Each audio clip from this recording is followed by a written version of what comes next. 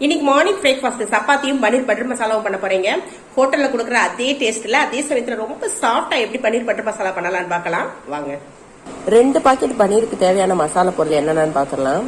ஒரு 6 காஞ்ச மிளகா வத்தல், 1.5 டீஸ்பூன் மல்லி, 1 டீஸ்பூன் ஜீரகம், ஒரு 10 மிளகு, 2 பட்டை, 3 கிராம்பு, ஒரு 4 ஏலக்காய், ஒரு அனாசிப்பூ.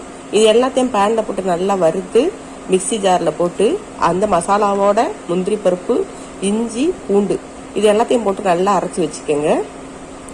இப்போ ஒரு 2 பெரிய வெங்காயம், நல்ல பெரிய சைஸ் வெங்காயம் 2, அதே போல நல்ல பெரிய சைஸ் தக்காளி பழம் ஒரு 5 பழம், அதையும் தனித்தனியாக நறுக்கி வச்சுக்கோங்க.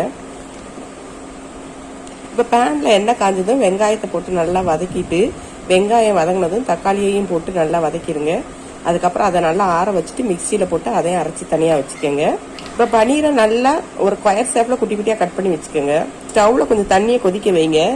தண்ணி நல்லா கொதிச்சதும் நம்ம கட் பண்ணி வச்சிருக்கிற அந்த பன்னீரை தூக்கி அதில் போட்டுட்டு ஸ்டவ்வை ஆஃப் பண்ணிடுங்க. ஆஃப் பண்ணிட்டு மூடியை போட்டுட்டு ஒரு 5 நிமிஷம் அப்படி மூடி வச்சிருங்க.